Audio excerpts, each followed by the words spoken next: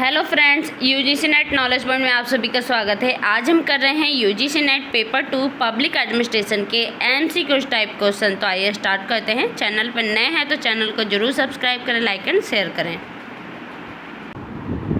Question number first question है, नियंत्रण के दायरे के संबंध में निम्न में से कौन से कथन सही है? नियंत्रण के दायरे के संबंध में इसका करेक्ट आंसर है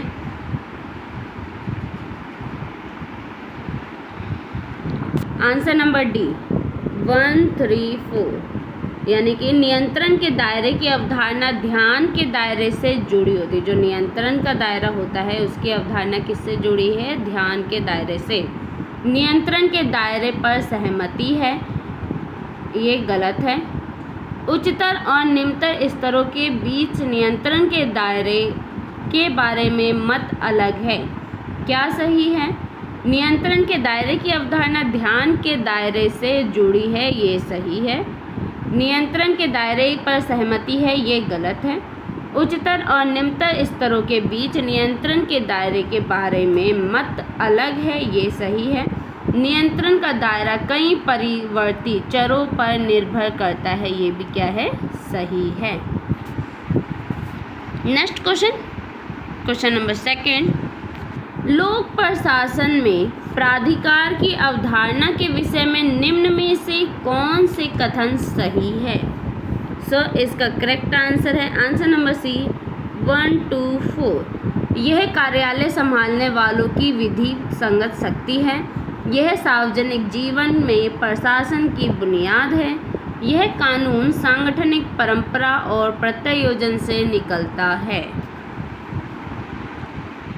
क्वेश्चन नंबर थर्ड, निम्न में से किसने प्राधिकार का औपचारिक सिद्धांत प्रतिपादन किया है? किसने किया है? इसका करेक्ट आंसर है answer number C 2nd and 4th Fayol और वेबर ने किसका औपचारिक सिद्धांत का प्रतिपादन किया है। नेक्स्ट क्वेश्चन नंबर 4, लोक प्रशासन में जिम्मेदारी की अवधारणा के विषय में निम्न में से कौन से कथन सही है? इसका करेक्ट आंसर है आंसर नंबर सी 1, 2, 4। विशेष कर्तव्यों को पूरा करना बाध्यता है। प्राधिकार के बिना जिम्मेदारी लेना संभव नहीं है। जिम्मेदारी राजनीतिक, संस्थागत और पेशेवर होती है। नेक्स्ट क्वेश्चन नंबर 5, प्रशासन कर्मचारी के प्राधिकार के स्रोत के रूप में कानून में शामिल है। क्या क्या शामिल है? प्रशासनिक कर्मचारी के प्राधिकार के स्रोत के रूप में कानून में क्या क्या शामिल है? इसका करेक्ट आंसर नंबर सी 1, 2, 3, 4। ये चारों ही शामिल है। देश का संविधान, वैधानिक अधिनियम, न्यायिक व्याख्या, प्रत्यायोजित विधान। नेक्स्ट क्वेश्चन नंबर 6, किसी प्रशासनिक संगठन में तालमेल जरूरी है ताकि क्यों तालमेल जरूरी है? इसका correct answer number D 1st, 2nd, 4th। कर्मचारियों के काम में टकराव और दोहराव से बचा जा सके, संगठन के लक्ष्यों को प्रभावी तरीके से पूरा किया जा सके, साम्राज्य निर्माण की बढ़ती प्रवृत्ति पर काबू पाया जा सके। इसलिए क्या है? प्रशासनिक संगठन में तालमेल जरूरी है। नेक्स्ट क्वेश्चन, पर्यवेक्षण की तकनीकें हैं। पर्यवेक्षण की क्या तकनीकें हैं? इसका करेक्ट आंसर है आंसर नंबर डी 1, 2, 3, 4, 5। ये पांचों ही तकनीकें हैं। सेवा मानकों का प्रवर्तन, व्यक्तिगत प्रोजेक्टों का पूर्व अनुमोदन, केंद्रीय अधीनस्थ कर्मचारियों का अनुमोदन, कार्यों के परिणाम पर बजटीय सीमाएं, कार्य प्रगति पर एक रिपोर्ट व्यवस्था। नेक्स्ट क्वेश्चन, पर्यवेक्षण के संगठक है। क्या संगठक है? इसका करेक्ट आंसर है आंसर नंबर डी प्रदर्शन का मापन और स्थान निर्धारण, अच्छे काम पर इनाम देना, किसी व्यक्ति को सिखाना कि काम कैसे करना है, हर व्यक्ति को सामंजस्यपूर्ण तरीके के किसी कार्य समूह में बैठाना, हर काम के लिए उचित व्यक्ति का चुनाव। ये 1 2 3 4 5 ये पांचों ही सही है। क्वेश्चन नंबर 9, पर्यवेक्षण के बारे में निम्न में से कौन से कथन सही है? सो इसका करेक्ट आंसर है आंसर नंबर डी 1 3 4। ये अधीनस्थों की गतिविधियों की देखरेख और निर्देशन करने का काम होता है।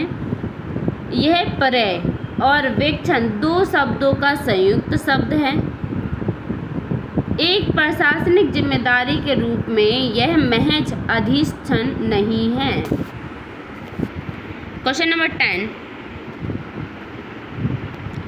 कर्मचारियों में अज्ञातता के प्रति आवेग होना चाहिए, ये कथन किससे संबंधित है? सो इसका करेक्ट आंसर है answer number D Brownlow committee से संबंधित है। क्वेश्चन नंबर 11, भारत सरकार के सहायक विभागों में शामिल कौन से शामिल हैं?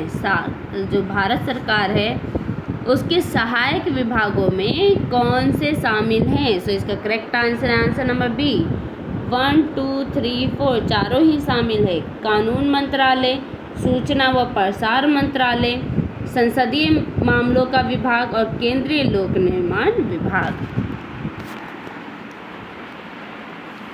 Next question number 12, JD Thomson ने निम्न में से किस रूप में संगठनों में परस्पर निर्भरताओं को अवधारणाबद्ध किया है? सो इसका correct answer answer number B 2 3 5। व्यक्तानुमान, व्युत्तर क्रमानुपाती अंतर्निर्भरता, एकत्रित अंतर्निर्भरता, क्रमिक अंतर्निर्भरता। क्वेश्चन नंबर 14, हार्थोन अध्ययनों ने साबित किया कि क्या साबित किया हार्थोन प्रयोग ने? इसका करेक्ट आंसर नंबर सी 1 और 3।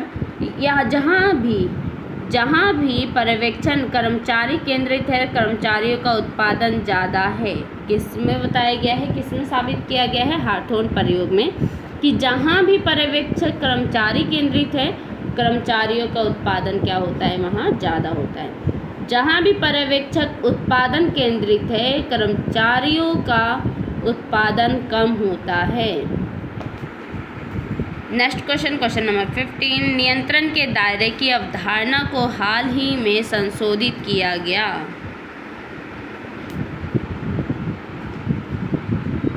निम्न में से कौन से कारक इसके लिए जिम्मेदार नहीं हैं? सो इसका correct answer number B 3rd and 4th। लोक सेवकों के प्रशिक्षण का आधुनिकीकरण और इसे तर्कपूर्ण बनाना, नकारात्मक भर्ती को सकारात्मक भर्ती से स्थानांतरित करना। नेक्स्ट क्वेश्चन नंबर 16, स्टाफ एजेंसियों के काम में निम्न में से कौन से शामिल नहीं है? स्टाफ एजेंसी के। सो इसका करेक्ट आंसर है answer number B 3rd and 5th। Sorry, answer number D 3rd and 4th। पर्यवेक्षण और गृह व्यवस्था इसमें शामिल नहीं है। क्वेश्चन नंबर 16, गुलिक के अनुसार तालमेल के विकास में प्रमुख बाधाएं हैं। कौन सी बाधाएं हैं? सो इसका करेक्ट आंसर नंबर 2nd, आकार और समय। आंसर नंबर सी 2 and 5, आकार और समय। क्वेश्चन नंबर 17, निम्न में से कौन से प्रत्योजन में सांगठनिक बाधाएं हैं? सो इसका correct answer number D 1 and 5। तालमेल और संचार के साधनों का अभाव, उचित ढंग से व्यवस्थित स्थितियों का अभाव। नेक्स्ट क्वेश्चन नंबर 18,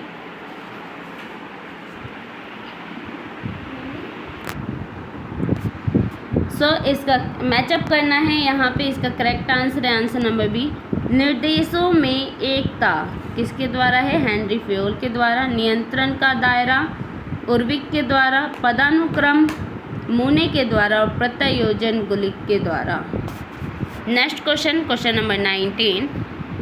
सो इसका करेक्ट आंसर है आंसर नंबर बी, पदानुक्रम उचित रास्ते से नियंत्रण, पर्यवेक्षण, प्रत्यायोजन, प्राधिकार का प्रवाह और निर्देश की एकता एकमात्र बॉस।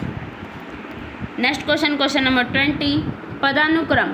इसका करेक्ट आंसर है आंसर नंबर बी, पदानुक्रम मूने, निर्देश की एकता हेनरी फ्योल, नियंत्रण का दायरा उर्विक, पर्यवेक्षण मिलेट। सो आज के लिए वीडियो इतना ही। वीडियो अच्छी लगे तो लाइक कीजिए, शेयर कीजिए, सब्सक्राइब कीजिए। धन्यवाद।